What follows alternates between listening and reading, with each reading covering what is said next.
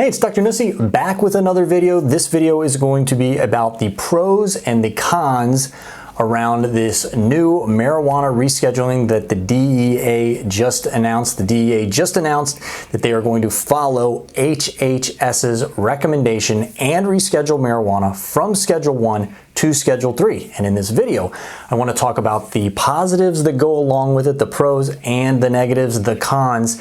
And this will be from the viewpoint if you believe that marijuana should be rescheduled or that the laws surrounding the regulation of marijuana should be loosened. If you don't believe that, if you believe that marijuana should stay as a Schedule 1 drug, you probably will want to flip these and say all the pros are actually cons and the con is actually a pro. I made a bunch of notes. I'm going to be looking down on my computer. The reason being is that I'm making a bunch of different videos because this was just announced on different subjects related to marijuana rescheduling and what the DEA announcement means. So please stay subscribed. Check out those other videos if you want more information on this rescheduling process, the time frame, etc. So a brief recap is the DEA is moving marijuana from Schedule 1, the most restricted drug type in the country. Things like heroin are in Schedule 1.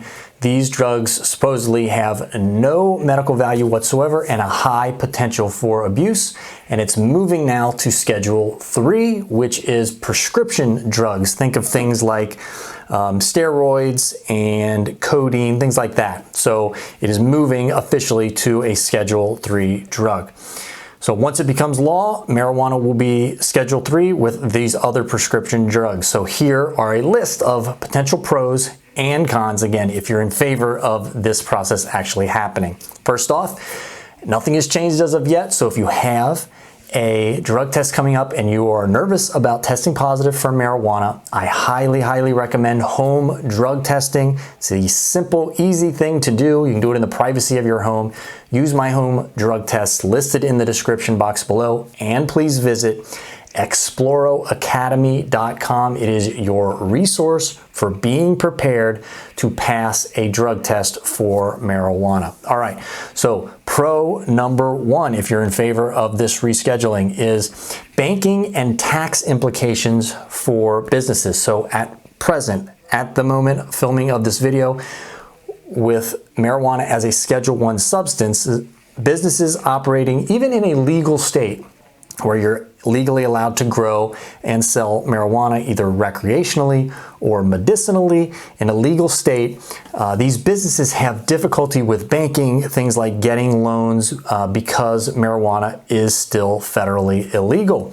And marijuana businesses, again, in legal states can also not take regular tax deductions because of a law barring these deductions if the revenue is generated by the sale of a Schedule 1 substance. All right, and pro number two, and this one is huge, is it's going to open the door for a lot more research to be done on the drug, on marijuana, on its safety and on its potential medical use. So because it was a Schedule 1 drug, it was very difficult to get any research studies funded about it. And I run into this problem all the time when I make marijuana related videos.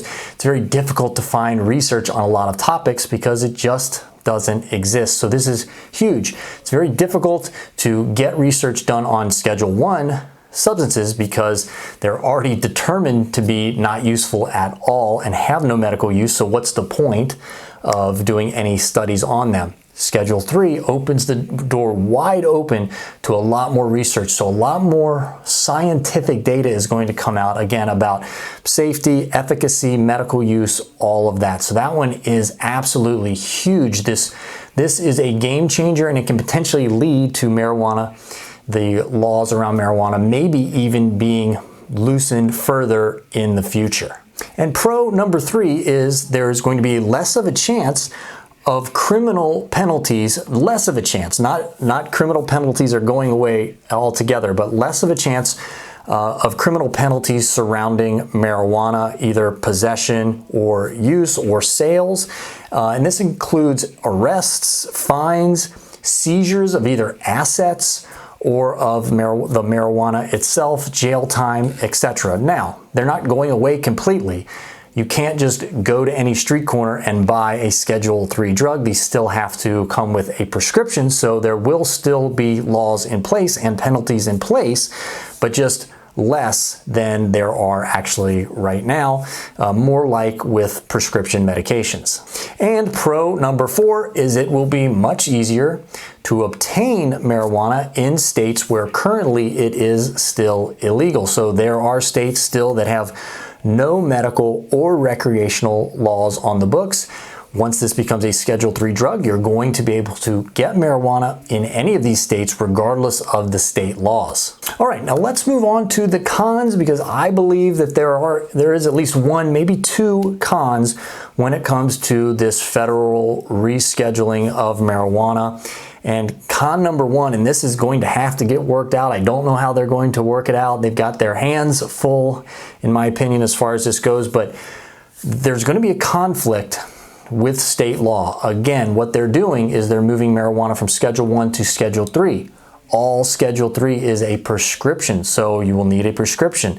So a lot of states now in the United States have recreational laws. You don't need a prescription to obtain marijuana. What is going to happen is the federal law then going to supersede the state law? Are they still going to take this kind of hands-off approach and just kind of let states do what they want to do or not? Or are those state laws going to have to then be changed to more like the states currently that have medicinal marijuana laws? That is a big con, or maybe just a big unknown, but that's something that is definitely going to have to be fleshed out, and it could actually, in some states, push the restrictions back or take a step back, meaning that instead of getting it recreationally, you may actually need to have a prescription in order to obtain marijuana, even if you're used to living in a state where it is fully recreational. And currently there are federal laws in place that protect legal states from federal interference, but again, this may change based on this new schedule.